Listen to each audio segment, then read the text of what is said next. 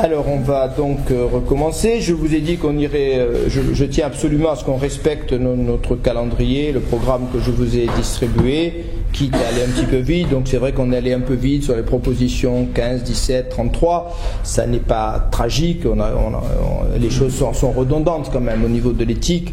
Et je crois qu'aujourd'hui on va faire ce qui était prévu de faire, c'est-à-dire commenter l'appendice du livre 1, qui est un magnifique texte. C'était ce qui était annoncé dans le programme, hein. Donc c'est pas une surprise. Donc quitte à revenir un peu plus tard sur les textes, si vous avez des éléments vraiment qui vous semblent importants et qu'on aurait zappé un peu rapidement, hein. Donc je vous propose de faire un commentaire un peu approfondi de cet appendice qui est superbe, qui peut être lu pour lui-même, c'est parfois ce que l'on fait, qui apparaît dans le petit ouvrage que je vous ai recommandé, qui contient l'appendice du livre 1 et celui du livre 4. Donc ce sont des textes effectivement qui sont un peu particuliers, puisqu'on n'est plus dans la démarche de l'éthique avec des propositions et des démonstrations, on est dans une sorte de texte continu, plus classique, disons, la forme est plus classique, philosophiquement parlant. Et donc on a vraiment un très très beau texte sur les illusions, tout ce que Spinoza essaye de dénoncer à travers ce livre 1. Il essaye de nous donner ce qu'il considère comme une vraie conception du divin, c'est-à-dire de la nature, c'est-à-dire de l'infini, encore une fois, hein. Il essaye de nous amener vers une conception beaucoup plus adéquate suivant son vocabulaire, et ce qui fait obstacle à, je dirais, l'accès à cette conception, ce sont toutes les illusions, le monde de l'opinion, la connaissance du premier genre, dont je vous avais dit malgré tout, et c'est une difficulté bien sûr quand on lit Spinoza, que Spinoza est le seul philosophe finalement, pratiquement, je pense en tout cas, à qualifier cette opinion de connaissance, puisque l'opinion c'est la connaissance du premier genre. Il n'y a pas d'erreur chez Spinoza. L'erreur est impossible, ce qui est relativement simple à comprendre, parce que parler d'erreur, ce serait introduire de l'erreur dans la nature, donc de l'erreur en Dieu. Il ne peut pas y avoir d'erreur. Bon, il y a des points de vue limités, il y a des rapports, je dirais, imparfaits, entre guillemets, à la réalité. Il y a des dysfonctionnements peut-être, on peut aller jusque-là dans les rapports de l'âme et... Enfin, dans les rapports, il n'y a pas de rapport, mais dans la causalité qui se produit sur le plan de l'âme comme sur le plan du corps, mais il n'y a pas d'erreur, hein, je vous l'avais montré déjà dans une explication précédente. Bon. Donc, il y a de l'illusion, effectivement, ce qui est différent, et en un sens, c'est une remarque qui est souvent faite dans les cours de philosophie et que vous avez certainement déjà entendu, l'illusion est beaucoup plus terrible que l'erreur, parce qu'au fond, quand on a surmonté une erreur, sauf cas tragique d'Alzheimer en fin de vie, on a dépassé cette erreur définitivement, hein. Une fois que vous avez perçu que vous avez fait une erreur dans une équation mathématique, eh bien, vous ne recommencez plus jamais. Bon. Tandis que l'illusion, il en est tout autrement, hein. Bon. L'illusion du mouvement du soleil autour de la Terre, vous avez beau savoir que c'est pas le soleil qui tourne, eh bien vos yeux vous disent que le soleil se lève et que le soleil se couche. Donc l'illusion survit à sa dénonciation. Il y a une force de l'illusion qui est évidemment considérable et redoutable en même temps. L'erreur est plus facile à surmonter que l'illusion. Une raison supplémentaire de cette difficulté à surmonter l'illusion, c'est que l'erreur peut être accidentelle. Elle ne s'enracine pas dans des motivations profondes. Quand vous faites une erreur en essayant de résoudre une équation, je ne pense pas que le père Freud aurait quelque chose à nous dire sur la source inconsciente et sexuelle de votre erreur, hein. Il y a des erreurs qui sont simplement des mauvais calculs ou des mauvaises perceptions, etc. Tandis que l'illusion a toujours une racine, parce que l'illusion, elle est réconfortante. L'illusion est consolante, hein.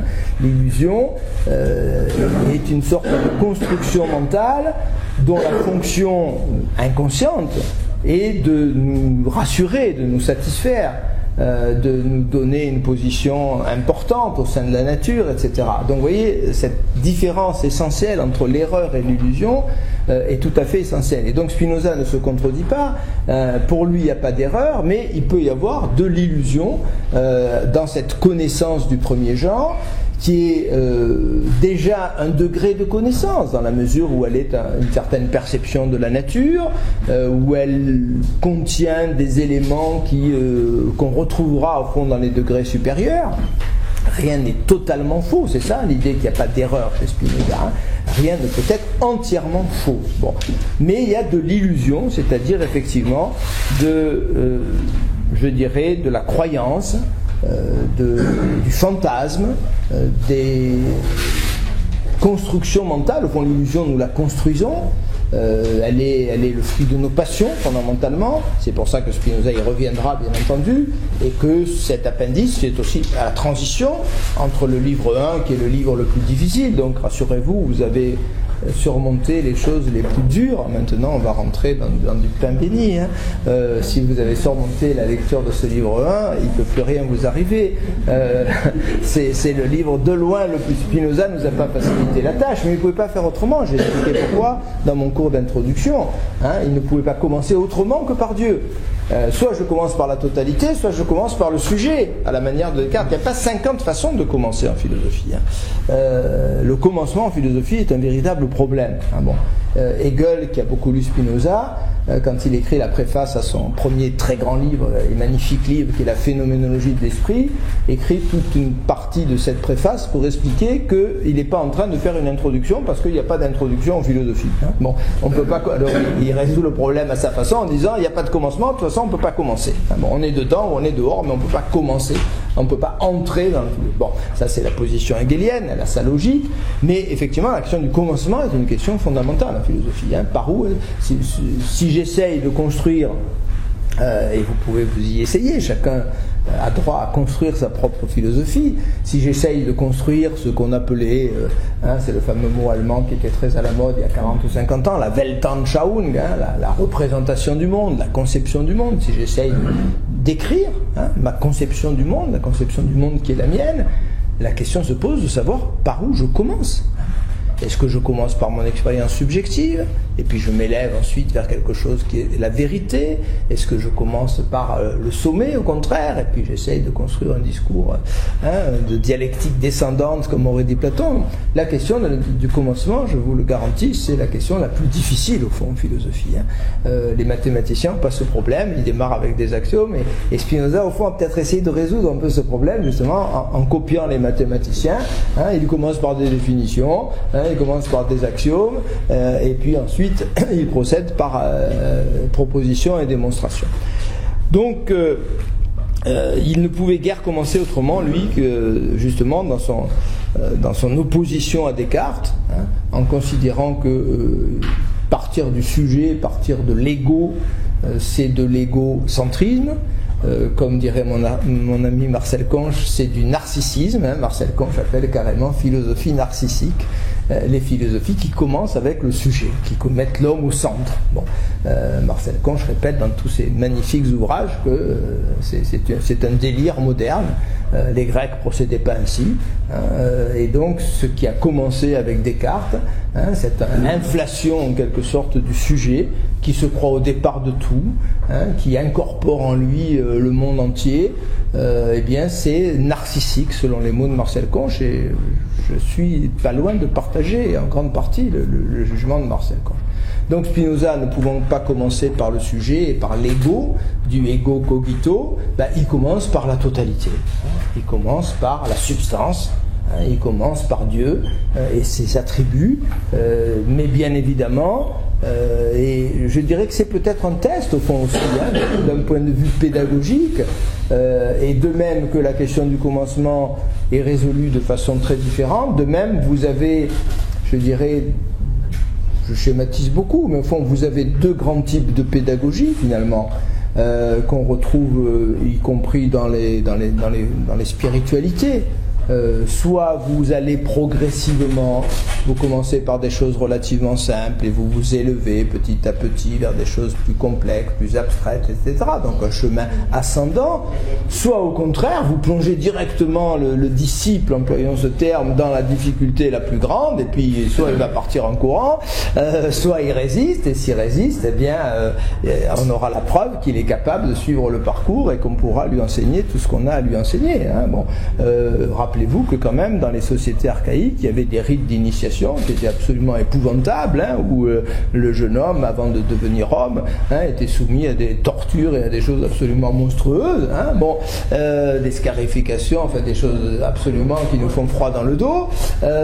Donc on le mettait devant la difficulté la plus grande, on le conduisait pas petit à petit à cette difficulté, hein, on le mettait devant la difficulté la plus grande, et s'il donnait la preuve qu'il avait l'énergie et la force de surmonter cette difficulté, ben ensuite tout le reste se déroulait, je dirais, tranquillement. Hein, bon. Donc vous voyez, vous avez aussi ces deux pédagogies. Donc Spinoza, je dirais que quand il écrit l'éthique, qui est quand même son plus grand livre incontestablement, qui est le cœur de sa philosophie, les autres livres sont tous des livres préparatoires, ou des, bon.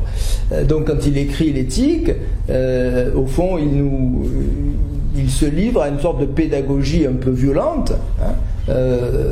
Si vous commencez par le livre 1, et c'est ce qu'on a fait, et vous avez supporté cela, et je vous en félicite chaleureusement, vous auriez pu partir en courant.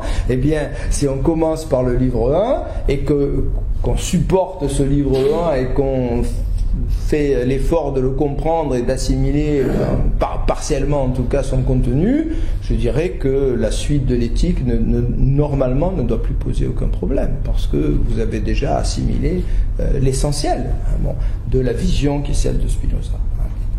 Donc voilà, un préambule, je crois, qui était important à tracer. Donc cet appendice va nous présenter donc les illusions qu'il nous faut surmonter pour arriver à une bonne compréhension de Dieu ou de la nature et de ses propriétés, comme il le dit au tout début, et il donne le plan de cet appendice au milieu de la page 61 de façon très très claire. C'est donc premier, Dieu a tout fait en vue de l'homme, il a fait l'homme pour que l'homme lui rende un culte. C'est donc ce préjugé seul que je considérais d'abord cherchant primo pour quelle cause la plupart s'y tiennent et pourquoi tous s'inclinent à l'embrasser. Donc première partie qui commence au bas de la page 61, la source commune de toutes ces illusions qui sont diverses, qui sont multiples, qui sont variables aussi selon les cultures, mais Spinoza, comme tout bon philosophe, se situe à un niveau que j'appellerais métaculturel. Bon, il n'est pas anthropologue, il n'est pas en train de se pencher sur les mythologies de la planète, il se situe à un niveau qui, bien sûr, est perçu de façon très défavorable et très désagréable par les sciences humaines. C'est tout le débat entre les philosophes et les sciences humaines. Le philosophe, il a cette prétention de se situer à un niveau supérieur, entre guillemets, bien entendu. Ça ne veut pas dire que son discours est plus intéressant et plus vrai, mais il se situe à un autre niveau que les sciences humaines. Un anthropologue va se pencher sur telle mythologie ou telle croyance, et bien on a besoin d'anthropologues, bien entendu. La question n'est pas là. Ils sont absolument nécessaires aux philosophes. Mais le philosophe, lui, ne se situe pas sur ce plan-là. Il se situe à un niveau d'universalité, toujours. Donc, un vieux professeur que j'avais connu à Nice, qui était célèbre à l'époque, qui s'appelait Passeron, je lui rends un petit hommage, même s'il était communiste et que pour cette raison-là je l'aimais assez peu, mais c'était un bon philosophe quand même. Et Passeron avait cette formule qui m'avait beaucoup troublé quand j'étais étudiant. Il disait: le philosophe est un spécialiste en généralité. Alors à l'époque j'étais jeune, j'avais trouvé ça tout à fait niais. Et au fur et à mesure que les années ont passé, je me suis dit, mais c'est pas idiot ça, spécialiste en généralité, parce que c'est difficile de se situer au niveau de la généralité, parce qu'il faut d'abord avoir acquis justement ce qui n'est pas encore la généralité. C'est pour ça que le philosophe a besoin d'être informé de ce que disent les sciences humaines, de ce que disent les sciences de la nature. Bon, j'ai fait l'autre jour une conférence sur l'origine de l'univers à un club d'astronomie d'Olioul, ça s'est très très bien passé, ils ont été enchantés. Bon. Et beaucoup m'ont posé la question, beaucoup se sont étonnés du fait qu'ils n'avaient jamais entendu un philosophe s'intéresser, comme je le fais moi, à l'astrophysique, aux théories les plus pointues de la physique quantique, la théorie des cordes. Ils disaient, les philosophes, normalement, on ne les entend pas parler de cela. J'ai dit, oui, mais c'est navrant. C'est le devoir absolu du philosophe que de s'intéresser à tout ça. Bon, donc, spécialiste en généralité, comme disait ce professeur de Cagnes de Masséna, à Nice, c'est pas une formule idiote, loin de là. Bon, aborder la généralité, c'est une spécialité, c'est-à-dire, ça ça exige un travail, ça exige la maîtrise de certaines méthodes, ça exige une culture générale, scientifique en particulier, difficile à acquérir, voilà. Donc le philosophe, effectivement, quand il tient ce genre de discours que je vous tiens, et heureusement je constate avec bonheur que vous ne me regardez pas méchamment, jamais d'ailleurs vous me regardez méchamment, mais le philosophe, quand il tient ce discours, il a l'air mégalomane, hein, bon, il a l'air de rouler des mécaniques, il a l'air de dire je ne me situe pas à votre petit niveau, non, pas du tout, il faut bien comprendre cela, hein, c'est un autre discours, hein. C'est un autre discours. Heidegger a connu la même mésaventure. Quand il a dit la science ne pense pas, tout le monde s'est mis à hurler, à pousser des cris stridents en disant pour qui il se prend. Et si vous lisez le texte de Heidegger, il est irréfutable. Oui, la science ne pense pas au sens de la philosophie. Si j'appelle penser effectivement l'effort de réflexion, de mise à distance, non, la science raisonne, calcule, mais elle ne pense pas au sens le plus fort du mot penser. C'est pas faire injure aux savants que de dire ça. Moi, je suis incapable de faire leur travail, hein, de construction de théories mathématiques ou astrophysiques.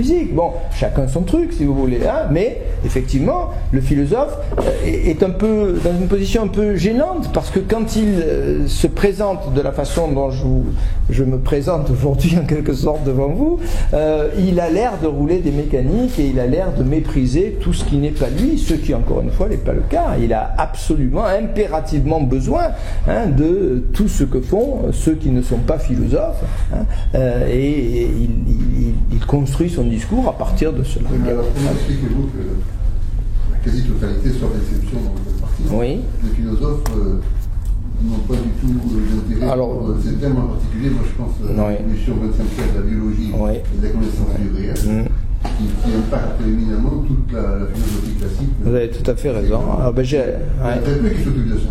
Alors vous auriez écouté avec beaucoup d'intérêt ce que j'ai dit à Olioul, parce que cette question m'a été posée.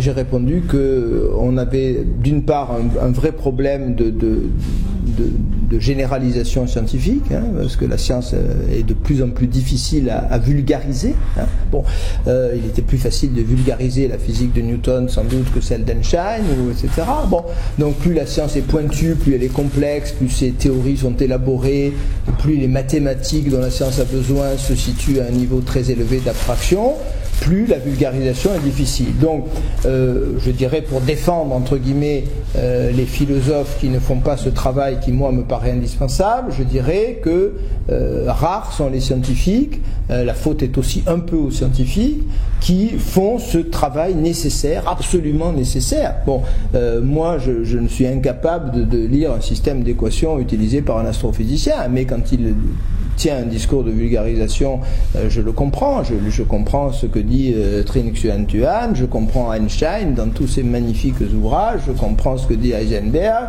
je comprends ce que dit Monod, ce que dit Wolff, ce que dit Jacob, bon, c'est-à-dire je comprends ce que me disent ces savants quand ils tentent effectivement de me transmettre l'essentiel de leur découverte dans un langage compréhensible par un non-spécialiste, bien entendu. Hein, bon. Bon, mais ensuite, alors là je suis en train d'excuser, si vous voulez, mes collègues philosophes, mais maintenant dans un deuxième temps je les excuse plus du tout. Je dirais simplement que c'est difficile de se tenir au courant, c'est fatigant, hein, bon, c'est plus facile d'écrire indignez-vous, hein. Attendez, la plus grande bouse que j'ai lue depuis 20 ans, et si un jour je suis invité sur un plateau de télévision, je me ferai un plaisir de le dire, c'est indigne d'avoir écrit indignez-vous. Bon, Stéphane Hessel est un homme très respectable, mais c'est une merde sans nom son bouquin, enfin je sais pas si vous l'avez lu, c'est inconsistant, c'est creux, c'est vide, c'est mal écrit.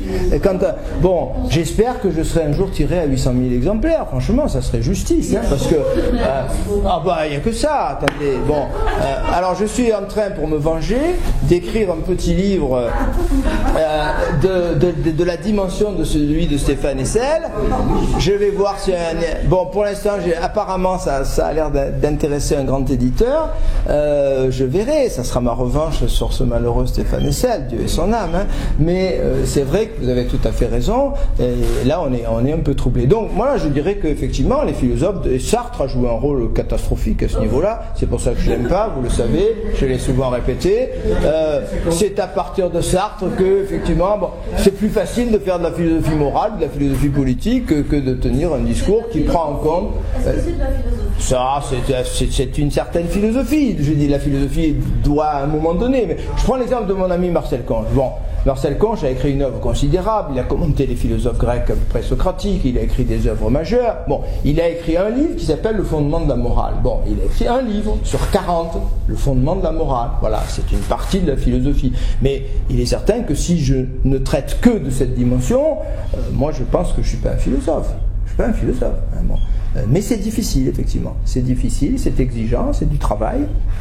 Et donc, on peut comprendre. Oh oui, paresse intellectuelle, hein, complètement. On tient compte aussi qu'il y a un certain nombre de scientifiques, notamment les astrophysiciens, qui se révèlent en tant que physiciens. Alors voilà, ça, vous avez tout à fait raison. Vous avez entièrement raison. Ça, c'est un troisième facteur. Donc, je dirais, il y a l'insuffisance de vulgarisation de la part des grands scientifiques. Il y a la paresse intellectuelle des philosophes eux-mêmes, indiscutable. Je l'admets complètement. Et troisièmement, alors là, vous avez entièrement raison. Il y a le fait que un certain nombre de scientifiques se sont mis, je dirais, en quête d'écrire des ouvrages pseudo-philosophiques. Du coup, les philosophes sont un petit peu gênés. Le travail philosophique aurait déjà été fait. Or, il n'a pas été fait du tout, parce qu'encore une fois, chacun son domaine. Hein. Bon, Jacques Monod, quand il a écrit Le hasard et la nécessité, grand monsieur, prix Nobel de biologie, mais c'est indigne sur un plan philosophique, parce qu'effectivement, il n'est pas ce spécialiste en généralité, je reprends cette belle expression, qu'est le philosophe. Il n'a pas les compétences. Bon, qu'un homme extraordinaire puisse exister et a peut-être existé et qu'il puisse avoir les deux casquettes, je le conteste pas, mais c'est rarissime. Peut-être Einstein, mais encore Einstein a plutôt fait des écrits de vulgarisation qu'une réflexion. Bon, Heisenberg, c'est un peu différent. Vous avez David Bohm, voilà, l'exemple peut-être d'un physicien qui a essayé de construire quasiment une métaphysique à partir de sa physique quantique et qui est une métaphysique qui tient la route. C'est David Bohm, mais ils sont très très rares, effectivement. Hein. Mais du même coup, il y a effectivement beaucoup, comme les philosophes ne commentent plus les découvertes de la science, ben ce sont les savants qui s'installent dans cette brèche. Je vous disais, j'ai fait une conférence sur l'origine de l'univers. Bon, cette conférence, j'en ai eu l'idée, enfin on m'avait demandé une conférence et j'ai eu l'idée de faire cette conférence parce que, vous savez, je vous l'ai déjà indiqué, je fais des commentaires de lecture sur un site qui s'appelle Trop Libre, hein, je vous l'avais indiqué, je crois déjà, c'est le site de la Fondation pour l'innovation politique qui est rattaché à Sciences Po Paris, hein, donc c'est un très beau site, donc ça fait 2 ans maintenant que je fais ça, je fais une dizaine de commentaires par an, donc j'avais commenté un petit livre que je vous conseille d'ailleurs si vous aimez ces questions, qui est très très beau, d'Étienne Klein, qui est un bon physicien que j'ai eu la chance de rencontrer dans 1 ou 2 colloques, qui s'appelle justement L'origine de l'univers, hein, c'est chez Flammarion dans la collection Champ. Si vous lisez ce petit livre, d'abord vous apprendrez beaucoup parce qu'il a un talent extraordinaire. Je crois qu'à l'heure actuelle en France c'est notre meilleur vulgarisateur en physique et en astrophysique, Étienne Klein. Il a écrit déjà une vingtaine d'ouvrages qui sont tous vraiment des petits bijoux. Donc j'ai beaucoup d'admiration pour cet homme qui intervient en Corse d'ailleurs régulièrement, et si vous êtes du côté d'Ajaccio, tous les ans il vient à un colloque qui se déroule dans la région d'Ajaccio. Il est très attaché à la Corse. Un grand spécialiste du temps. Un grand spécialiste du temps. Non, c'est un monsieur très très intéressant, très modeste, en plus très humble, grande qualité. Bon. Mais si vous lisez le petit bouquin de Klein, vous verrez que toute la fin du livre est philosophique. Bon, il pose la question du passage de l'être au néant, il pose la question de la philosophie chinoise qui arrive à penser le devenir alors que nous en Occident nous sommes bloqués sur la substance, etc. Bon, il fait de la philosophie, je dirais il fait de la philosophie honnête, hein, je ne veux pas lui jeter la pierre du tout, hein, il fait de la philosophie honnête, mais il est dommage que ce ne soit pas un philosophe, je dirais, de formation qui se lance dans ses discours et dans ses réflexions. Ça irait plus loin que ce que fait Étienne Klein, hein, mais il le fait pourquoi ? Parce que les philosophes ne le font pas. Hein, bon, on ne peut pas non plus en vouloir aux savants de se lancer dans une petite philosophie parce que les philosophes ont abandonné le terrain. Bon, Newton, Galilée, je dirais, n'écrivait pas le discours de la méthode, c'est Descartes qui écrivait le discours de la méthode après avoir lu Galilée. Bon, les choses étaient bien faites, hein. Mais si les philosophes effectivement ne font plus ce travail, eh bien, on peut comprendre en même temps que les savants soient tentés, parce que les savants sont des hommes comme nous tous, hein, des humains. Ils ont les mêmes interrogations et ils ne sont pas satisfaits uniquement de leur science, et leur science les amène à poser des questions plus générales à laquelle leur science ne répond pas. Et donc ils essayent de faire modestement, ou certains pas modestement du tout d'ailleurs, bon, ça devrait être très modeste, ils essayent de faire ce travail que les philosophes ne font plus. Hein, voilà ce que je voulais dire. Bien, alors je reviens à mon appendice. Donc 3 parties. La première, donc il va se pencher en philosophe, encore une fois, sur l'origine unique selon lui, et c'est ça qui est intéressant. On a la recherche d'une cause majeure, ça passionnera Nietzsche cette idée, hein. La première cause au fond de l'illusion, hein, l'idée que Dieu a tout fait en vue de l'homme, que nous sommes le centre du monde, que nous sommes un empire dans un empire, comme le dit Spinoza.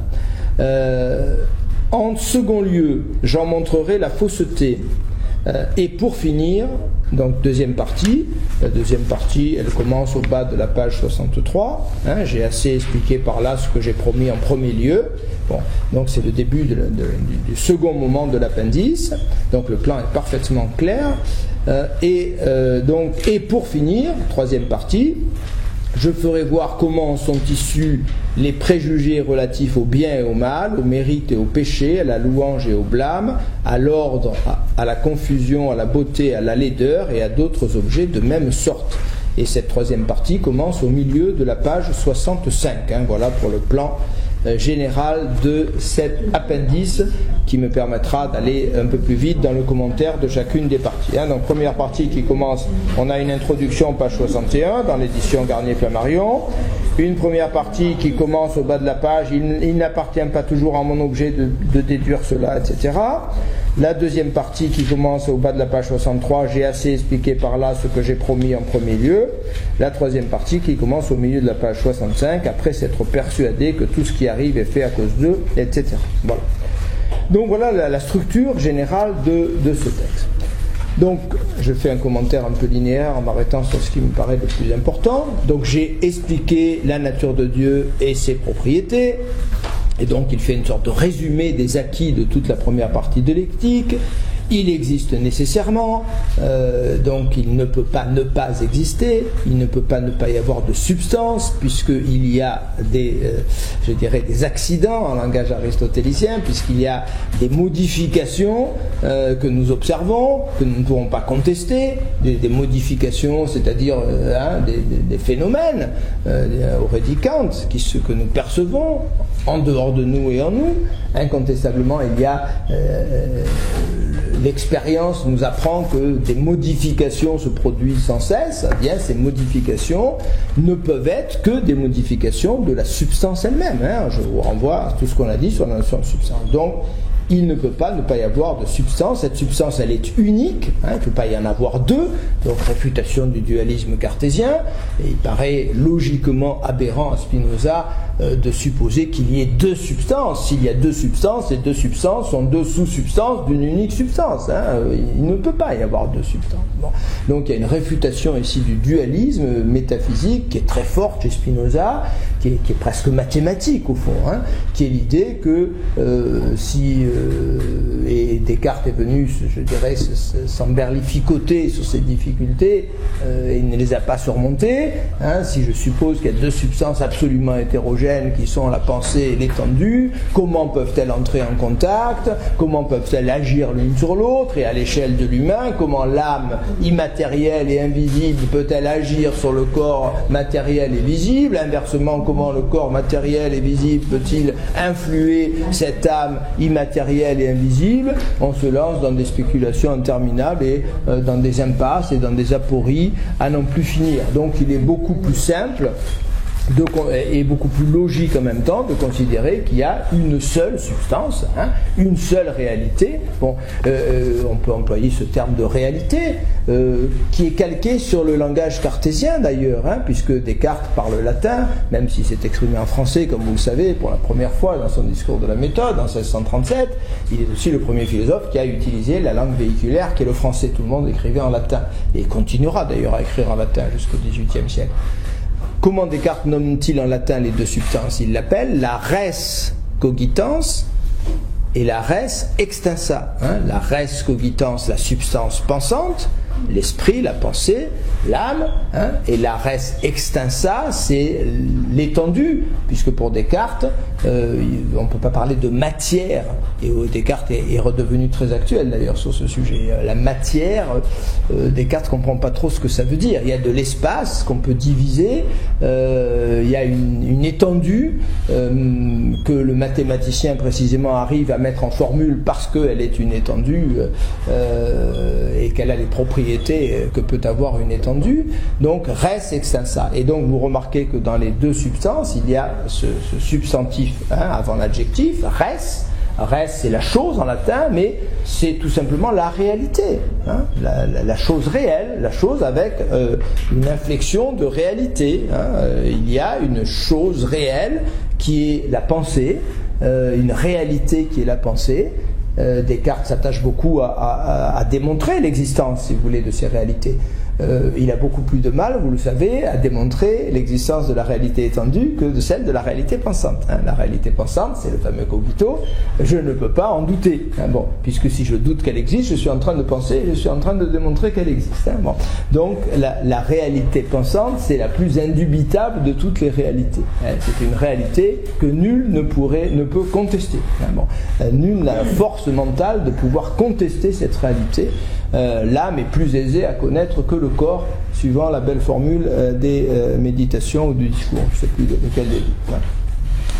Donc Descartes aura plus de mal à nous faire accepter l'idée qu'il y a une res extensa, une substance étendue, parce que je vous rappelle, et c'est tout à fait important, et là Spinoza a été très marqué par Descartes, que cette substance étendue n'est pas le monde sensible que nous voyons. Bon. Le monde sensible que nous voyons, c'est l'effet de la substance étendue extérieure à nous sur notre corps qui ensuite arrive à l'âme. Bon, je reprends un exemple classique que j'ai pris des dizaines et des dizaines de fois devant vous et vous devez en être un peu lassé. C'est l'exemple de la couleur. Hein. En dehors de moi, il n'y a pas quelque chose qui soit la couleur rouge. Hein. Bon, il y a des vibrations que le mathématicien mesure, le physicien mesure, hein, qu'on a appris à parfaitement mesurer. Ces vibrations, elles sont incolores, elles ne sont pas rouges du tout. La vibration correspondant au rouge n'a rien de rouge. Hein. Bon, et si vous trouvez quelque chose de rouge dans la vibration du rouge, j'arrête de faire des cours de philosophie, hein, immédiatement. Hein. Bon, il n'y a rien de rouge dans la vibration du rouge. Hein. Bon, de même qu'il n'y a pas un gramme de flotte dans H2O. Hein. Bon, si vous trouvez H2O dans l'union de deux gaz, hein, l'hydrogène et l'oxygène, là aussi j'arrête mes cours de philosophie. Hein. Bon, donc la réalité que Descartes appelle la res extensa, c'est pas le monde sensible, puisque le monde sensible, il est justement dans mon esprit. Hein, bon, il est dans mon esprit. Hein, il est à l'intérieur de la chose pensante. Il n'est pas extérieur. Bon, la res extensa, c'est le monde que découvrent les savants. Hein, bon, ce sont les atomes, les longueurs d'onde, les vibrations, que sais-je encore. Hein, bon, c'est toute cette réalité que la science a eu le mérite et a commis l'exploit, je dirais, d'appréhender, parce que c'était loin d'être évident. Bon, donc sur ce plan, on est toujours un peu prisonnier, je dirais, de l'empirisme ou d'un certain sensualisme. Hein.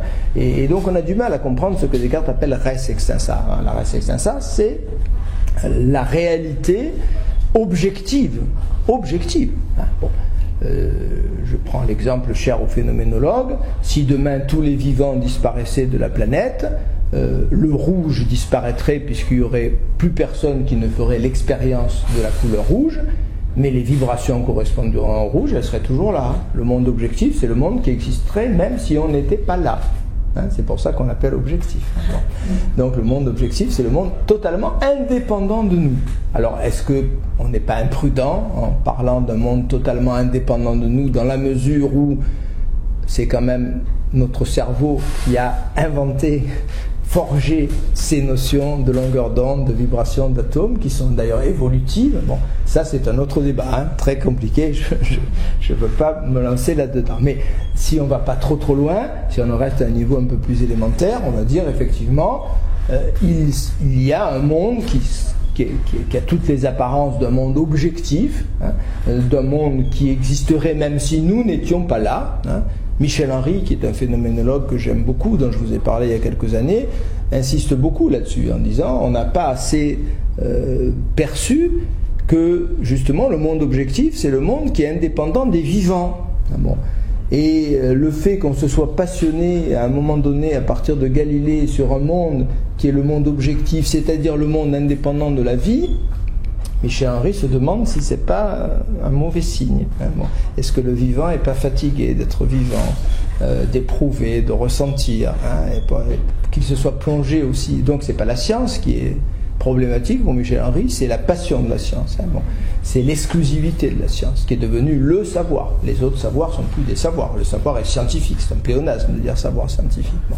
Et donc Michel Henry s'est demandé dans un magnifique livre qui s'appelle La Barbarie si effectivement ce privilège excessif de la science n'est pas le signe d'une vie qui est un peu en crise, hein, un peu maladive, qui n'aime plus au fond, qui préfère, si vous voulez, la vibration à la couleur rouge en quelque sorte. Voilà. Hein, bon, je résume, hein, mais c'est un petit peu ça. Bien. Donc voilà comment les choses se passent par rapport à Descartes. Donc pour Spinoza, pas question de supposer qu'il y ait deux substances, il ne peut y en avoir qu'une, elle est unique, elle existe nécessairement par la seule nécessité de sa nature. Dieu est cause libre, alors ça c'est intéressant, c'est l'apparition de la notion de liberté. On sait que Spinoza, je pense que vous avez commencé à bien le comprendre, fait partie des philosophes qu'on appelle les philosophes de la nécessité. Spinoza ne croit pas une seconde au libre arbitre dont parle Descartes. Est-ce à dire pour autant qu'il n'y a pas de liberté dans la pensée de Spinoza? Eh bien, la réponse est non. Bon, je crois que nous sommes trop facilement dominés par ce concept de libre arbitre qui a de beaux côtés, il faut bien le reconnaître, en particulier qui est le pilier de nos morales. Bon. Ce libre arbitre, il a d'abord une origine religieuse, il ne faut jamais l'oublier. Bon, c'est pas par hasard s'il s'est développé, et il est absent totalement de la philosophie orientale. Vous ne pouvez pas trouver l'ombre d'un équivalent de nos libre arbitre dans les grands textes du bouddhisme, ou du brahmanisme, ou du taoïsme. Hein. Ils n'ont jamais eu cette idée-là. Les Grecs non plus d'ailleurs. Nul n'est méchant volontairement, disait Socrate. Chacun fait ce qu'il peut comme il peut, hein, en fonction de sa nature. Donc, d'où est venue l'idée de libre arbitre? Elle est venue de la religion, elle est venue des pères de l'Église, elle est venue de saint Augustin en particulier. Pour donner un sens à la notion de péché originel, il semble absolument imparable de faire une autre hypothèse que celle-là, à savoir que Adam et Ève ont commis une faute parce qu'ils ont accompli librement un acte qu'ils auraient pu ne pas accomplir. Bon, si Adam et Ève ont été dans la nécessité de manger le fruit défendu, il n'y a pas de péché. Hein, bon. Donc, pour qu'il y ait faute, il faut qu'il y ait liberté, libre arbitre, responsabilité. Et donc, Descartes reprendra tout ça au XVIIe siècle, il va vraiment forger cette notion, lui donner tout son statut, et Descartes considérera, sur ce plan, le contraste est saisissant avec Spinoza. Descartes nous dit, je résume en quelques mots, sans le trahir, au fond, que veut dire, se demande Descartes, l'idée que Dieu nous a créés à son image? Ça ne veut pas dire grand-chose, hein, à son image. Bon, Dieu n'a pas de corps, hein, il n'a pas pu nous donner ses yeux bleus ou ses petites oreilles. Donc qu'est-ce que ça veut dire qu'il nous a créés à son image? Descartes, ça peut vouloir dire une seule chose. Il nous a donné sa liberté. Toute sa liberté, la même que lui. Dieu n'est pas plus libre que nous. La liberté n'a pas de degré. Bon, et ça, c'est un discours, effectivement, qui est très impressionnant, parce que c'est un discours qui est d'une logique très forte. Hein. On ne peut pas être un peu libre. Bon. Si soit ce matin vous êtes venu librement assister à ce cours de philo, soit vous êtes soumis à des déterminismes psychologiques, c'est votre patrimoine génétique, c'est votre éducation, c'est le temps qui fait, c'est les atomes de votre corps qui vous ont conduit ici. Hein, mais je vois pas comment on peut couper la poire en deux en disant mais vous êtes un peu déterminé, mais vous êtes quand même... Non, on est libre ou on est déterminé. Hein, bon. Et Kant, qui sera le disciple de Descartes sur ce plan, en forgera les piliers de toute sa morale, c'est-à-dire de sa réflexion en fait sur la morale. C'est ce qui permet la responsabilité, quel que soit sur le plan phénoménal, dira Kant, la causalité que je découvre, et j'en découvrirai toujours une. Il est vrai que Mohamed Merah a eu l'enfance qu'il a eue, a vécu dans la cité où il a vécu, a eu la non-éducation qu'il a reçue, etc. Ben, je dis ça parce que j'entendais la mère de Mohamed, extraordinaire cette femme. Bon. Ah, extraordinaire. Bon.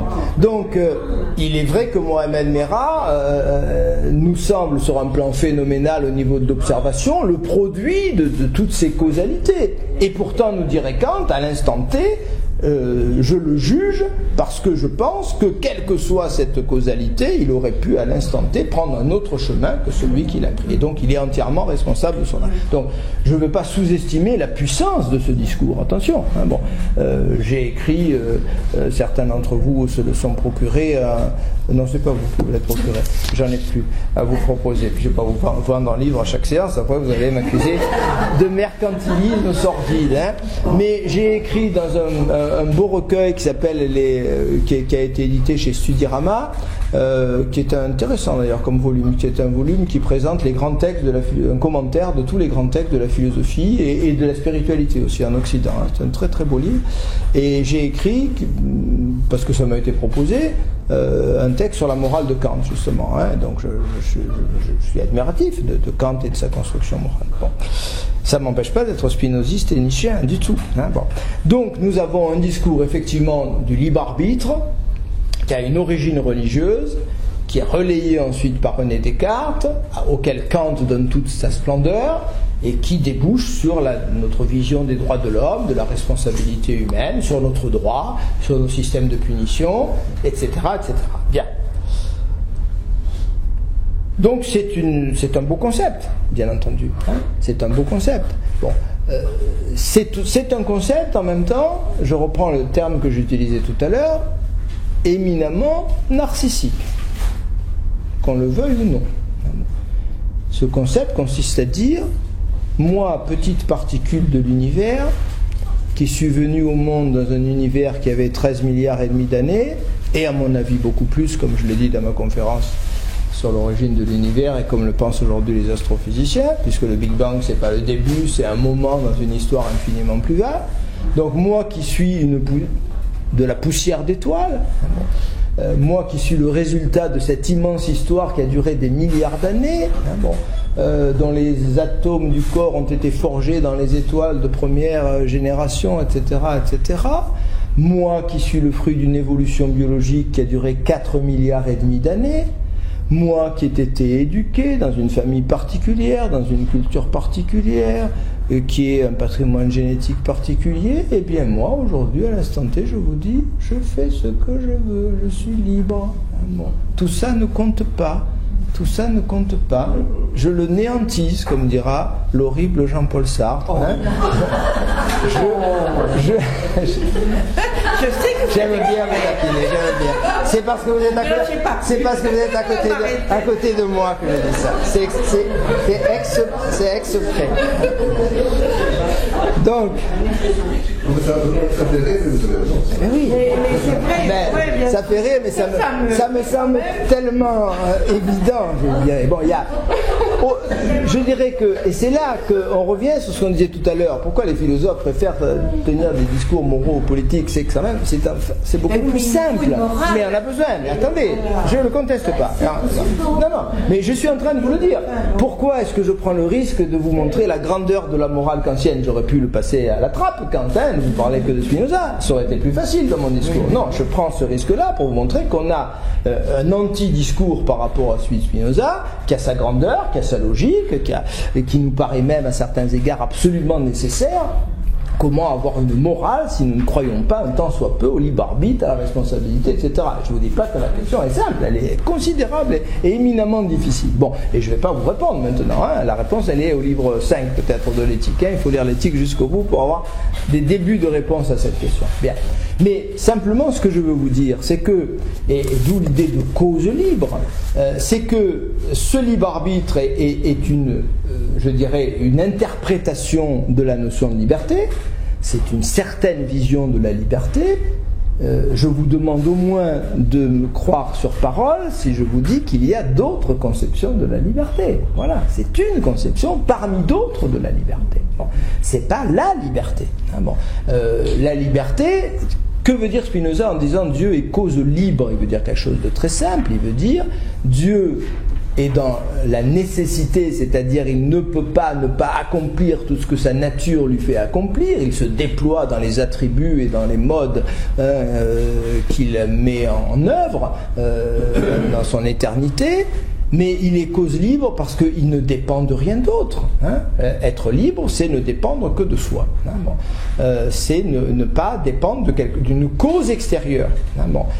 Donc Dieu est cause, il est cause nécessaire, puisque effectivement à partir de lui, les enchaînements qui vont se produire n'auraient en aucune façon pu être autres que ce qu'ils sont, dans la mesure où Dieu est infini et où il est parfait. Et qu'il ne faut pas lui prêter justement nos hésitations, nos faiblesses. Il ne faut pas humaniser Dieu en faisant une sorte d'être qui réfléchit en se disant tiens, je fais ça, je me le crée ou je me le crée pas ce monde. Non, ça c'est indigne de Dieu. Je suis désolé, je viens de l'écrire d'ailleurs dans un petit livre qui me vaudra de gros ennuis. Je dis que c'est indigne de Dieu. Hein. Dieu, s'il existe, mérite quand même d'autres concepts que celui-là. Donc cause libre, ça veut dire que ce Dieu effectivement il est nécessaire. Il agit nécessairement, il n'a aucun libre arbitre, mais qu'en même temps il est prodigieusement libre, puisque tout ce qu'il fait, il le fait sans subir l'influence de quelque chose d'autre, puisqu'il n'y a pas d'autre de Dieu, hein, puisque Dieu est tout simplement la totalité. Hein, bon. Donc vous avez une autre définition très simple de la liberté. La non-liberté, c'est dépendre de quelque chose d'extérieur qui n'est pas vous, c'est subir. Hein, bon. Donc c'est la passion. Voilà pourquoi Spinoza accordera une telle importance à la passion. Je vous rappelle que passion, c'est patere en latin, c'est patein en grec, hein, c'est subir. Hein, bon, je subis quelque chose. Bon, c'est très agréable de tomber amoureux fou, mais c'est passif. Hein, c'est-à-dire, j'ai aucun choix là-dedans. Hein, bon, et je suis entièrement dépendant de quelque chose qui vient du dehors, que je n'ai pas décidé en aucune façon, qu'il me semble que j'aurais pu éviter, etc. Bien.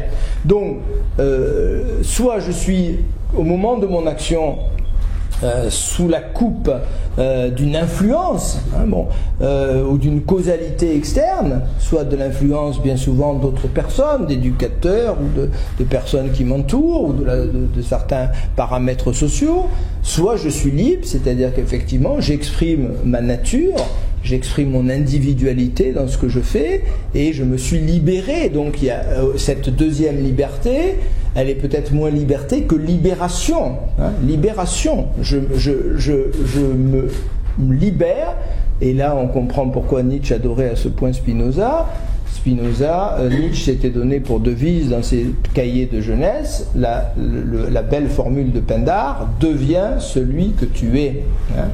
Deviens toi-même, n'essaye pas de devenir un autre. Hein. Bon, ce que tu peux faire de mieux sur cette planète et dans cette vie, c'est de devenir pleinement ce que tu es. Hein. Bon. On est aux antipodes du discours d'aujourd'hui. Hein. Aujourd'hui, chacun essaye de devenir quelqu'un d'autre. Hein. Bon, on essaye de devenir une vedette de la chanson, même si on a une voix absolument lamentable. Je renvoie à certaines émissions bien connues. Hein. Chacun essaye de prendre des modèles qui ne lui correspondent pas nécessairement. On a la tête bombardée de modèles. On essaye de devenir quelque chose qui ne correspond pas, parce qu'on pense que c'est ça, la réussite. Comment ? Tout le monde aime se reconnaître. Ah oui, mais complètement. Mais devenir soi, c'est une entreprise gigantesque. Hein, bon, devenir soi-même, c'est-à-dire tirer de ce que bien entendu je n'ai pas choisi, et là c'est une deuxième, si vous voulez, tout à l'heure je vous ai dit, premier argument contre le libre arbitre, c'est qu'il semble éminemment narcissique. Comment me croire libre vraiment de mes actes alors que je suis dans une immense chaîne causale et que des millions de paramètres m'ont permis d'apparaître à l'instant T. Bon, deuxième limite au fond de ce libre arbitre, c'est que effectivement au moment où je dirais j'accomplis mon action, je suis libre parce que j'exprime ce qui m'est propre, hein, et ce qui m'est propre, évidemment, je ne l'ai pas choisi, et là aucun partisan du libre arbitre ne pourra dire le contraire, et même Jean-Paul Sartre a essayé de moduler son discours. Aucun d'entre vous n'a choisi son corps. Vous me l'accorderez cela. Alors c'est pas rien le corps quand même, hein. Bon, hein, c'est pas rien le corps, hein. Aucun d'entre vous n'a choisi sa famille, son milieu social, le siècle dans lequel il est venu au monde. Donc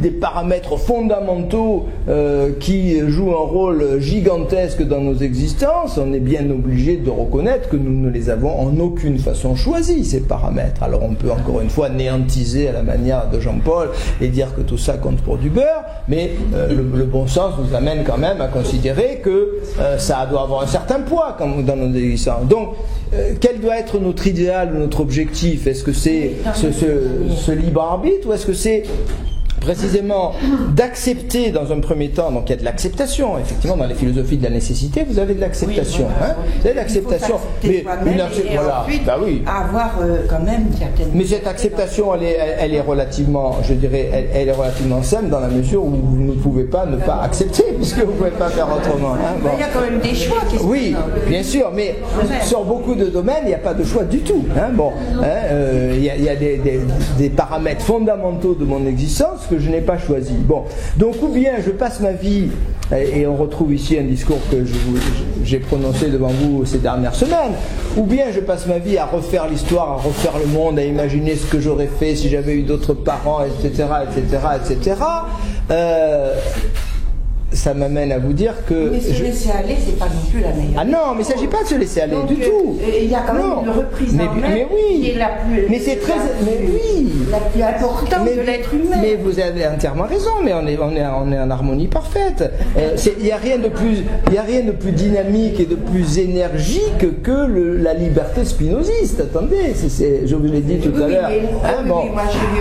C'est très exigeant, peut-être beaucoup plus que le libre arbitre. Bon, c'est-à-dire que j'essaye d'accepter, parce qu'encore une fois je peux pas faire autrement, mais enfin j'essaye en tout cas de me réconcilier plutôt, le terme de Nietzsche est peut-être meilleur, j'essaye d'accorder une rédemption, comme dit Nietzsche dans un langage religieux qu'il doit à son enfance, à tout ce qui m'a permis d'apparaître effectivement, hein, bon, et à partir de là, hein, j'essaye de produire à mon tour ce qui peut émerger de l'individualité unique que je suis, hein, et ne pas me disperser en essayant de devenir ce que je ne suis pas, ou de me donner des modèles qui ne correspondent pas à ce que je suis. J'essaye de ne pas me perdre en quelque sorte. Oui, hein, voilà, un maximum de soi-même, maximum de développement de soi, d'actualisation de tout ce que la nature, parce que c'est bien elle, hein, a mis en nous-mêmes. C'est pas nous qui nous sommes dotés de notre propre qualité, là encore une fois. Ce sont des évidences qu'il est quand même bon de rappeler, hein. J'arrive à un moment donné de l'histoire de la nature, mon corps est le résultat d'évolutions archimillénaires, etc., etc. Donc qu'est-ce que je fais à partir de là? Quel est le meilleur usage? Encore une fois, soit de construire, et encore une fois, je ne ridiculise pas cette conception, elle a sa noblesse, elle est peut-être même indispensable à la morale. Bon, est-ce qu'on peut avoir une morale autrement que comme ça? Je n'en sais rien, je vous l'avoue tout de suite. Bon, mais en même temps, elle est un peu, comme aurait dit un ex-président de la République, abracadabrantesque. Hein. Bon, elle est abracadabrantesque, cette conception. Hein. Elle nie tout le passé de l'univers, elle refuse complètement l'idée qu'il y a des millions de paramètres qui sont absolument fondamentaux que nous n'avons pas choisis du tout, et peut-être qu'elle nous engage sur un mauvais chemin, qui est effectivement de vouloir prendre un modèle, alors que l'idéal que nous devrions avoir, c'est de développer effectivement, donc d'aller d'une certaine manière dans le sens de la nature, puisque effectivement c'est cette nature qui a condensé en moi un certain nombre de propriétés, et que je dois essayer de les porter au niveau le plus élevé. Donc voilà comment cause libre, vous voyez, je me suis attardé longtemps sur ce mot. Ah ben vous avez entièrement raison. Vous avez entièrement raison. Bon, c'est pour ça que les illusions, finalement, je crois que je vous commenterai juste le début du texte, mais c'est pas grave, vous avez l'habitude avec moi, et c'est votre faute avec toutes vos questions, donc je vous remercie infiniment. Je crois que vous avez totalement raison. Je dirais, alors on est dans un cercle vicieux, mais ce cercle vicieux on le retrouve dans le bouddhisme, et encore une fois, je ne pense pas que le libre arbitre le résout non plus, nul ne résout ce cercle vicieux. Il y a des apories qu'on ne résout pas en philosophie, il faut l'admettre, il faut être humble. Bon, est-ce que cette conscience nécessaire, et je vous l'accorde entièrement, pour entreprendre cette démarche, est elle-même le fait d'un choix ou est elle-même déterminée, vous voyez, donc c'est le serpent qui se mord la queue. Bon, autrement dit, est-ce que c'est de ma faute si je me libère ou est-ce que j'y suis pour rien du tout? Bon, il faut peut-être renoncer à se poser ce genre de questions. Les bouddhistes ont écrit de beaux textes à ce sujet-là. Bon, qu'est-ce qui fait qu'à un moment donné, et je poserai cette question à Cyrulnik, je lui poserai indirectement, Claude, parce que je me suis aperçu que j'ai mon café philo le soir de la conférence, donc j'enverrai un texte à Roger, et Cyrulnik est au courant, j'en ai déjà parlé, et donc je demanderai à Roger de lire un petit texte où je pose 3 questions, et je pose précisément cette question à Cyrulnik. La résilience, c'est un cadeau du ciel, ou est-ce qu'on est méritant d'être résilient? Bon, c'est très ambigu, c'est pas Cyrulnik dit en même temps, pour être résilient il faut avoir la chance de rencontrer quelqu'un. Et ça dépend pas de moi, bon. Donc c'est pas de ma faute si je suis résilient, si vous voulez, donc vous voyez, c'est un vrai problème ça. Il le sait très bien, Boris, parce que chaque fois que je lui pose cette question, je l'embête beaucoup, il le sait, bon.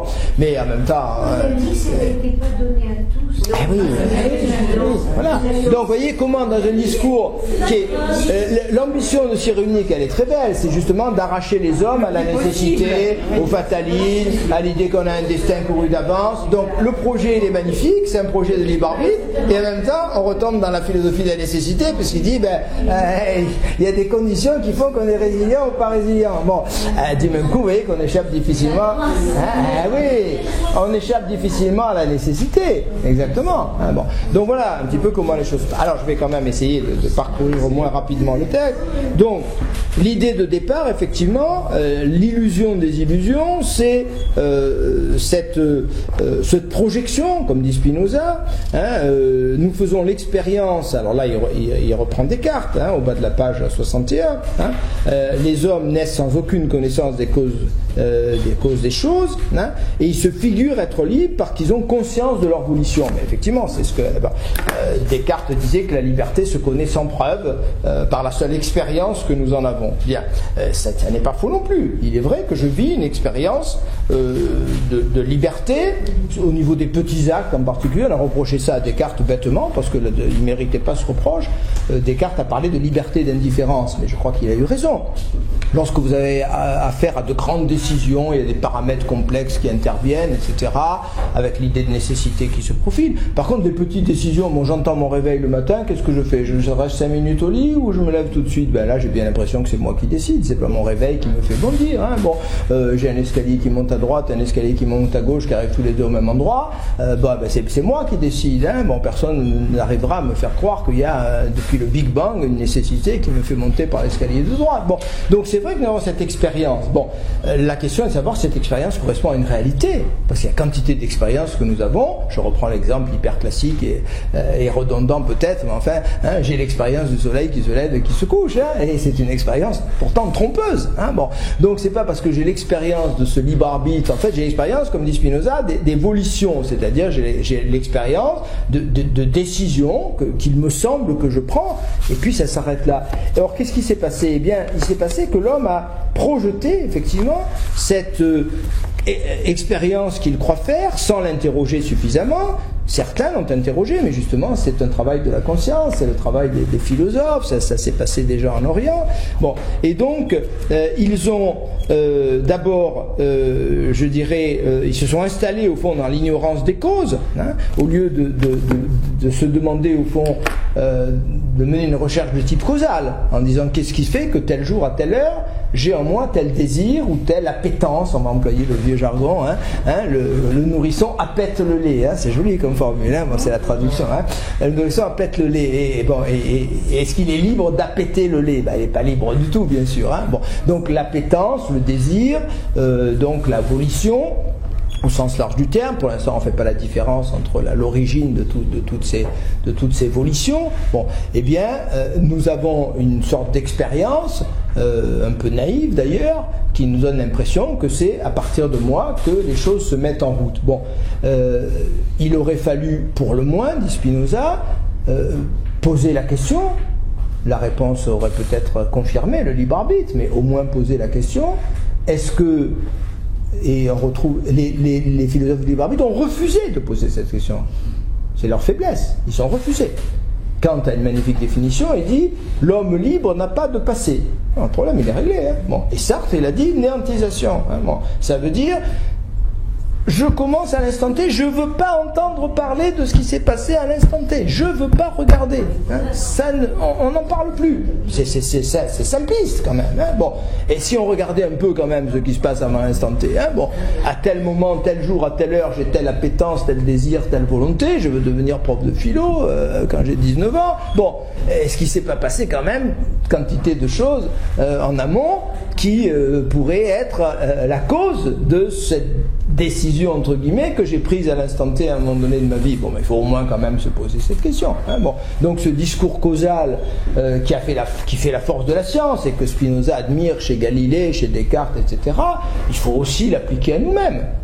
Il faut aussi l'appliquer à nous-mêmes. Demandons-nous, hein, par rapport aux actes que nous, aux décisions et aux actes qui suivent ces décisions que nous conduisons dans notre existence, qu'est-ce qui en amont pourrait éventuellement, enfin très prudent, expliquer ces décisions, causer ces décisions, essayons de réintroduire nos décisions et nos actes dans la temporalité, tout simplement. Or, effectivement, et Kant est très, très subtil et très vicieux, j'ai presque envie d'employer cette expression, qu'il me le pardonne, je l'admire beaucoup, Kant, mais là, il y a du vice chez Kant. Hein. Kant construit tout un discours pour nous interdire de poser cette question. Pour nous l'interdire, carrément, hein, en disant non, il ne faut pas poser cette question. Bon. Soit on est dans un discours scientifique et causal et on a le droit d'interroger le passé de l'acte, soit on est dans un discours moral et on ne veut pas entendre parler il y a une sorte de schizophrénie là qui s'instaure, qui est quand même un peu gênant, parce que c'est le même homme qui a subi les causalités, ou alors on rentre effectivement dans un dualisme radical, que Spinoza refuse, bon, mais dont on a vu qu'il tient quand même assez peu la route. La vraie question est peut-être ça, peut-il y avoir un déterminisme absolu? Ce que je veux dire, c'est que dans ce cas-là, il n'y a pas de libre arbitre, on est d'accord là-dessus. Et si il n'y a pas de libre arbitre, la notion de liberté disparaît. Il ne peut pas y avoir de petite liberté, alors, on le découpe. On l'a dit tout à l'heure. Il peut pas y avoir une petite liberté au niveau du libre arbitre. Est-ce qu'il ne peut pas y avoir une autre conception de la liberté qui admet des degrés? Moi, je réponds oui. Non, voilà. Des degrés de détermination. Hein, et du même coup, des degrés de libération. Ouais, non, mais on est d'accord là-dessus. Hein, bon, on est d'accord. Hein, c'est-à-dire, on a un système causal. Donc, alors là, on s'éloigne un peu de Spinoza. Peut-être qu'effectivement la faiblesse de Spinoza, c'est qu'il est prisonnier de la physique de son temps, qui est une physique hyper déterministe, causaliste, qui n'introduit pas de souplesse, je dirais, dans les chaînes causales comme on a appris à le faire, hein, avec les théories du chaos et la physique quantique et que sais-je encore. Donc vous avez tout à fait raison. C'est ce que j'ai dit dans ma conférence sur Spinoza et Marcel Conge. Je crois qu'effectivement Spinoza, sur ce plan-là, il est l'homme de son temps, on ne peut pas le reprocher. Il raisonne à partir des catégories du XVIIe siècle, bon, bien entendu. Donc il est dans un discours hyper déterministe et ça affaiblit d'une certaine manière son argumentation. Ah oui, non, mais il y en a peu qui ne sont pas prisonniers de la nécessité. Hein, bon. Est-ce qu'il y a une confusion permanente, quand on parle de liberté et de libre arbitre, entre deux domaines qui paraissent assez séparés, c'est la liberté de penser, dont on peut penser qu'un tend bien vers l'absolu, mais jamais vers l'idéal, et la liberté en puissance, c'est la liberté d'acte, où là, la nécessité est première. Tout à fait. Non, mais là, Spinoza raisonne presque dans ces termes-là. Mais ceci étant dit, je reviens à ce que j'ai dit tout à l'heure. Qu'est-ce qui vous amène à une liberté de penser? Est-ce que c'est une décision ou est-ce qu'il y a une chaîne causale qui permet à certains d'entre nous, à un moment donné, d'avoir une sorte d'ouverture d'esprit qui les amène à devenir conscients de la causalité qui agit sur eux et du même coup, d'une certaine manière, de s'en libérer entre guillemets, parce que être conscient d'un déterminisme, c'est avoir une prise quand même sur ce déterminisme. Hein. C'est-à-dire non pas s'en débarrasser, mais faire jouer d'autres déterminismes contre celui-là. Bon, c'est des discours classiques sur la technique. Hein. Les corps tombent, hein, et un avion il tombe, et de temps en temps, pour nous prouver que ça marche bien comme ça, il y en a qui dégringolent, mais j'utilise un autre déterminisme, hein, qui est les forces actives et réactives, etc., et la résistance de l'air, et que sais-je encore, et je fais voler des choses qui devraient tomber à la verticale. C'est formidable. Oui, mais bien sûr, mais j'utilise un déterminisme, et je me libère pas, parce que si vous décidez de vous libérer de la pesanteur en battant très fort des bras, ben, on en reparlera la semaine prochaine, hein. Bon, oui. J'ai cru comprendre que ce déterminisme n'est pas entier, puisque si on peut comparer à un jeu, lorsque vous recevez des cartes de poker, vous êtes déterminé par les cartes que vous venez de recevoir. Tout à fait. Et après, vous jouez selon vos capacités de jeu. Dans la vie, on est déterminé par la génétique. Bien sûr. Tout à fait. Et avec toutes ces données, on est libre. Alors, je suis d'accord. Mais si vous voulez, attendez, je vous interromps parce que vous donnez des réponses subtiles et intéressantes qui sont la façon dont nous voyons les choses aujourd'hui. Hein, c'est-à-dire on a introduit... Ce que nous les voyons d'une certaine façon, ce peut-être justement, c'est le fondement de la morale, l'appétence de la béatitude. C'est-à-dire qu'il suffit d'en avoir un tout petit peu de béatitude pour petit à petit avoir envie d'en avoir davantage. Mais là vous êtes de plus en plus spinoziste chaque semaine. C'est un bonheur de vous entendre. On croirait entendre Spinoza. Hein, la béatitude n'est pas la récompense de la vertu, c'est la vertu elle-même. Bon. Donc, alors, mais maintenant je reviens à Spinoza, parce que ce que vous dites, bon, Spinoza a quand même une réponse, attention, à tout ce que vous êtes en train de dire. Bon, qui peut être insatisfaisante, mais il y a quand même une réponse. Bon, il y a déterminisme absolu, mais il y a un Dieu qui est cause libre. Ce Dieu s'appelle la nature. Et nous faisons partie de la nature et nous sommes un mode de cette nature. Donc nous avons en nous une parcelle de la causalité libre de Dieu. Hein, attention. Bon, nous sommes Dieu. Hein, bon, hein, nous sommes Dieu à une toute petite échelle, dans un mode tout à fait étriqué, mais nous avons en nous cette puissance divine. Et donc, il y a quand même le néant, c'est quand même Dieu. Ben oui, et oui. Donc on a du même coup. Alors c'est très métaphysique, c'est théologique même d'une certaine manière, mais ça. Je pense que, je dirais, au regard de Spinoza, c'est la réponse aux questions que vous posez. Hein. Bon, nous avons d'autres réponses aujourd'hui. Peut-être que la science nous a permis de nous mettre un peu à distance d'un déterminisme radical et un peu trop massif.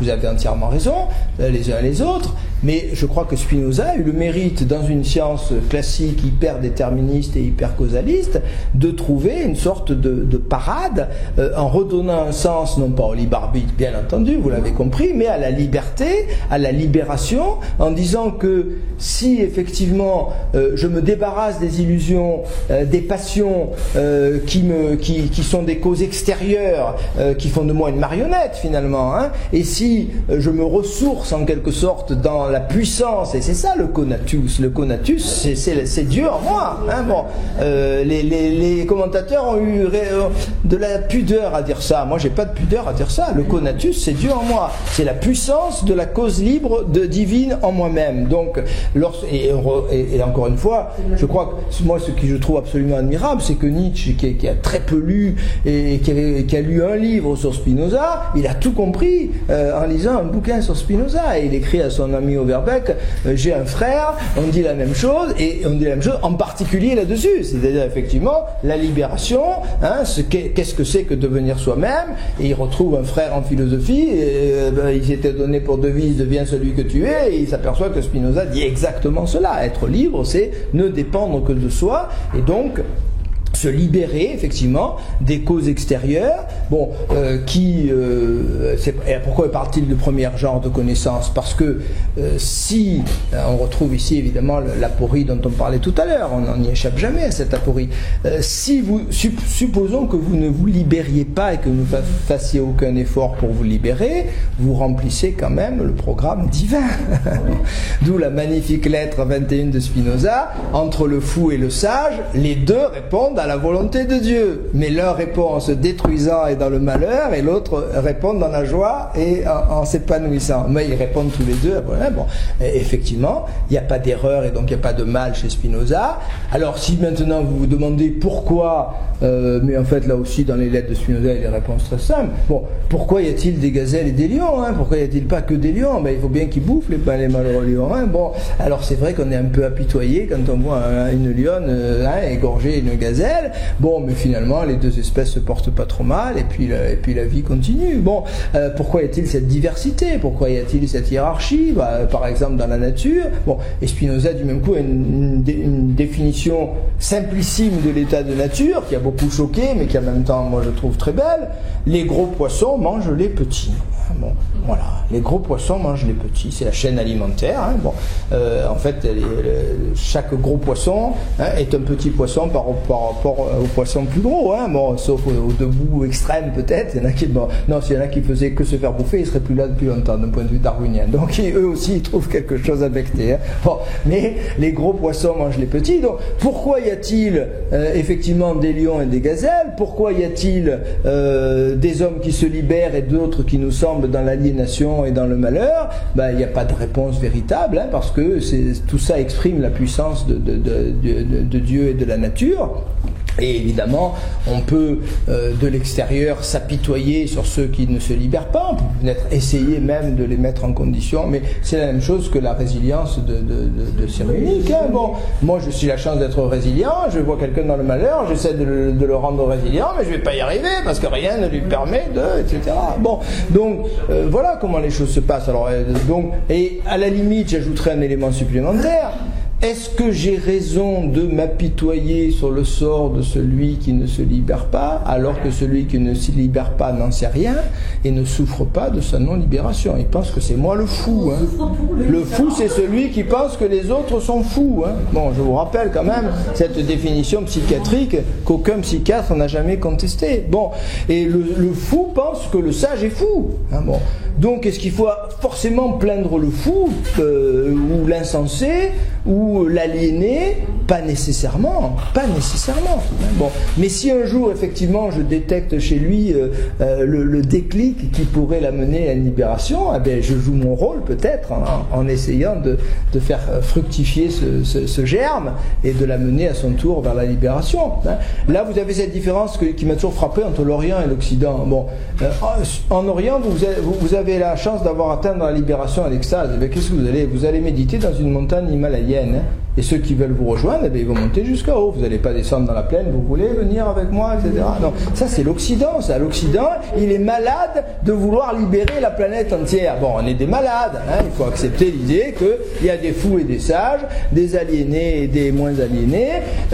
C'est pas du fatalisme, c'est accepter la diversité de la nature, tout simplement. Bon, et encore une fois, ça ne veut pas dire que j'ai rien à faire et que je baisse les bras. Encore une fois, chaque fois que je vais essayer de repérer ne serait-ce qu'un germe de libération, bien entendu, je vais dans ce sens-là et je me libère moi-même d'ailleurs dans ce sens-là. Et c'est pas l'apologie de l'égoïsme ou du repli sur soi, loin de là. Hein, bon, absolument pas. De même que au niveau d'un système social d'Era Spinoza, j'ai beau penser que le criminel a commis son acte par pure nécessité, ben ça m'empêche pas de le punir. Hein, bon, lui il accomplit son acte et moi société j'accomplis le mien en punissant les criminels, il ne s'agit pas de faire autrement. Et comme dira Max Stirner, qui pourtant n'avait rien lu, le malheureux, mais qui est quand même un homme extraordinaire, le lion qui se jette sur moi pour me bouffer a raison, moi qui le tue, j'ai raison.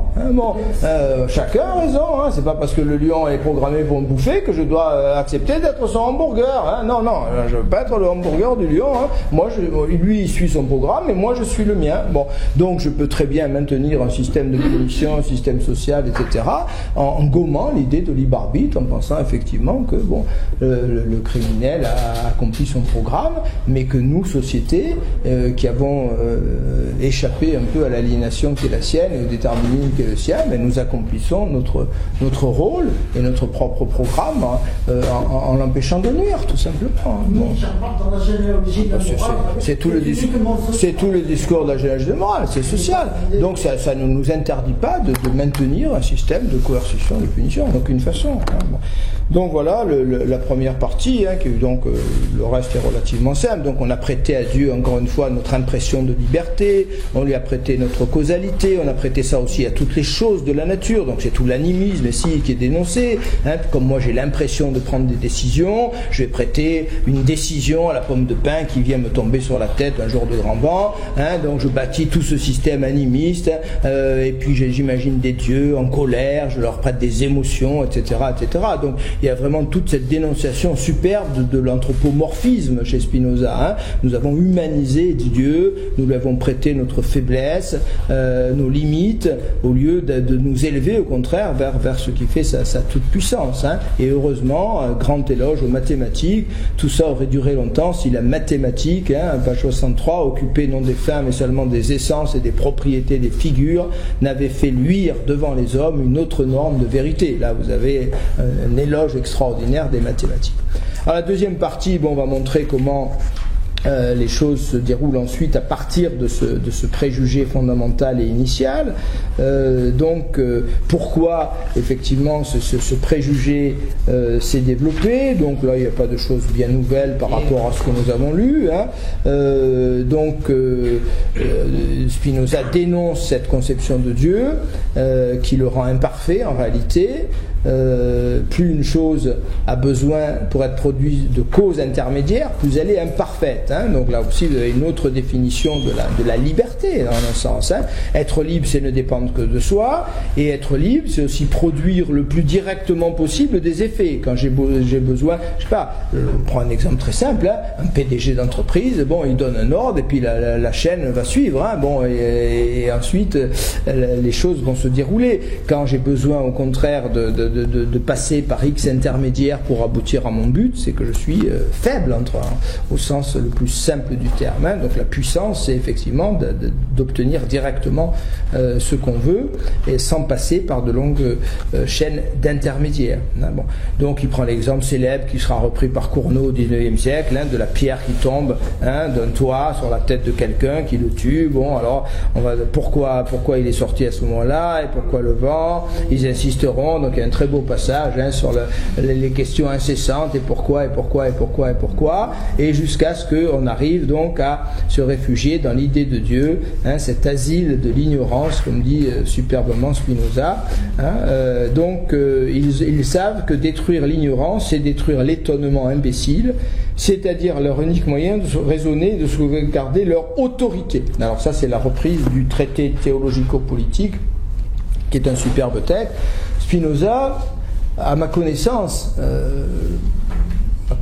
n'est pas infinie, mais à ma connaissance, c'est le premier philosophe qui, avant ceux du XVIIIe et avant Nietzsche, a essayé de comprendre le mode de pouvoir des religieux, disons de certains religieux. C'est l'ignorance, bien entendu. Et il est le premier à dire des choses de ce genre. Donc ici, il résume évidemment très abruptement ce qu'il avait développé dans le traité théologico-politique, mais effectivement, maintenir cette ignorance, ce sera tout le programme de la philosophie des Lumières, effectivement.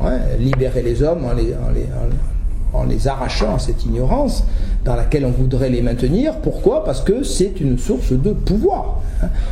Cet homme ignorant, je le domine, je le fais vivre dans la peur, je le fais vivre dans la faiblesse, donc il a besoin de moi, il a besoin de mes recettes cultuelles ou magiques pour être rassuré. Donc on crée ce besoin, là aussi c'est la généalogie de la morale de Nietzsche, bien entendu, ce que Nietzsche appelle les prêtres, en un nom très générique, donc les prêtres, les gourous, tous ceux qui nous manipulent, qui ont besoin de nous faire vivre dans l'ignorance, de nous maintenir dans l'ignorance, parce que si nous nous arrachons à cette ignorance, ils vont perdre leur source de pouvoir. Donc ils n'ont vraiment pas intérêt à ce que notre esprit s'éveille, à ce que notre curiosité prenne son envol, à ce que notre recherche causale se développe. Ils ont intérêt à ce que nous restions le plus stupides possible.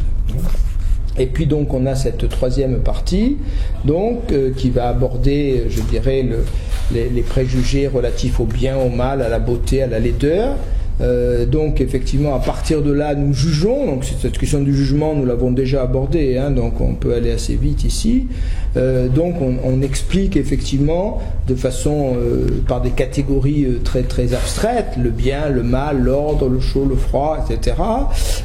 Par l'imagination. Alors vous avez ici un long passage sur l'imagination, l'opposition de l'imagination et de l'intelligence. Donc Spinoza est un ennemi au fond de l'imagination. Il faut bien comprendre ce que ça signifie. Il est un ennemi de la façon dont nous pensons par, je dirais, succession d'images ou réflexe conditionnel d'une certaine manière.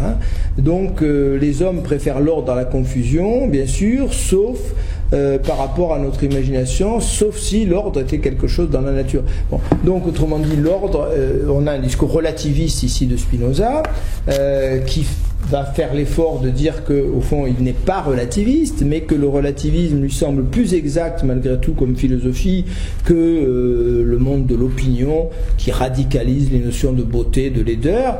Les philosophes relativistes, depuis Protagoras et bien d'autres, ont eu le mérite de montrer que il y a un point de vue sur la réalité, des points de vue sur la réalité, que ce que l'un trouve beau, l'autre va le trouver laid, que ce que l'un trouve ordonné, l'autre va le trouver désordonné.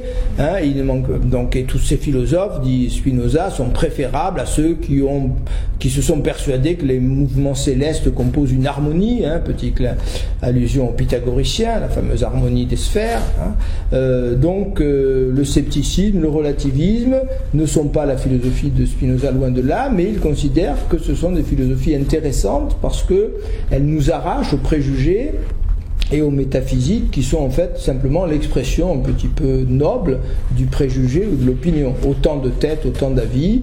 Les hommes jugent les choses selon la disposition de leur cerveau. Et donc là encore, allusion aux mathématiques la mathématique nous a arraché à ce mode de fonctionnement. Ce sont seulement des modes d'imaginer. Alors toute la question du langage aussi qui apparaît. Nous avons donné des noms aux choses, donc nous avons interposé, c'est très bergsonien. Bergson sera très proche dans son analyse. Nous avons donné des noms généraux, bien sûr, par définition. Saussure montrera bien comment le mot ne peut que nommer un concept et non pas une chose singulière. Le mot arbre désigne tous les arbres que je peux rencontrer, donc il n'en désigne aucun en réalité.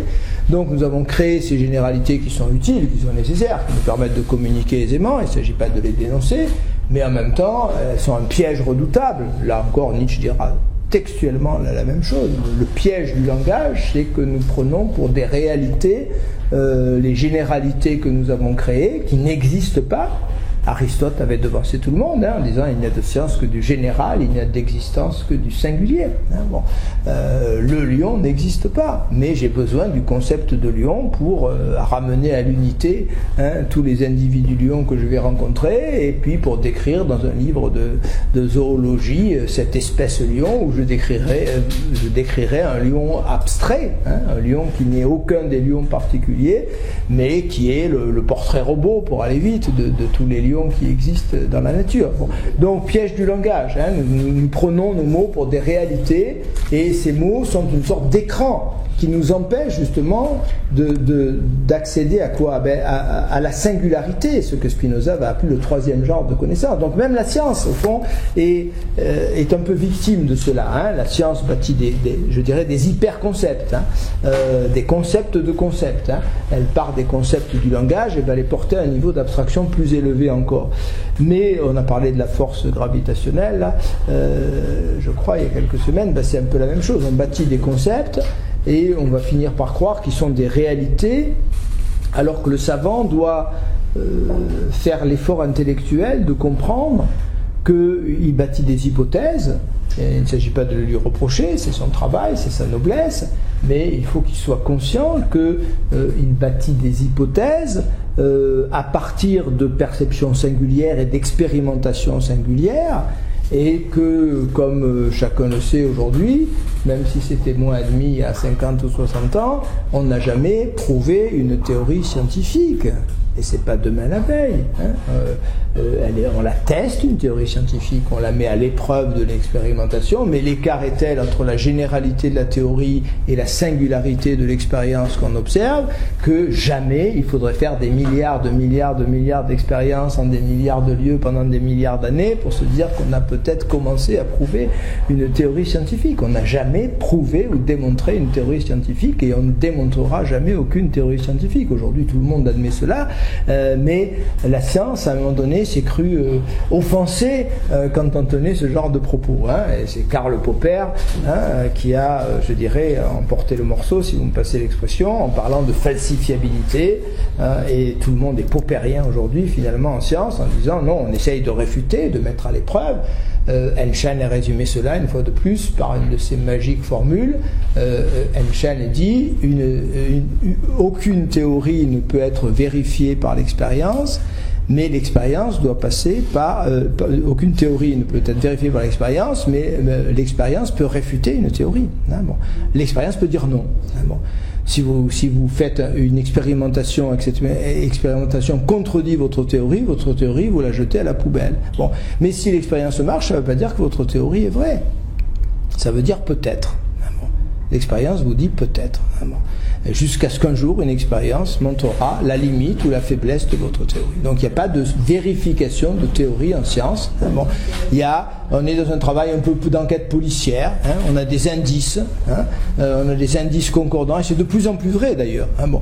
Le petit bouquin sur l'astrophysique dont je vous parlais d'Étienne Klein, qui est remarquable, L'origine de l'univers, Étienne Klein, après bien d'autres, montre que justement le degré de généralité maintenant des théories concernant l'univers en sa totalité est tellement élevé qu'on a l'impression effectivement que ces constructions de l'esprit admirables ne seront jamais pas prouvées, ne seront pas plus prouvées que toutes celles qui les ont précédées, mais on n'aura même peut-être jamais d'indices concordants. On est dans une sorte de construction mentale qui est très belle, mais où il y aura sans doute il faut se faire à l'idée qu'on aura des théories multiples qui essayeront de rendre compte de ce qu'est l'univers, mais qu'on sera peut-être en permanence en train d'osciller entre les unes et les autres, et qu'il n'est pas certain qu'on puisse à un moment donné trancher entre toutes ces théories et qu'on ait des indices qui nous disent oui, c'est là qu'est la vérité.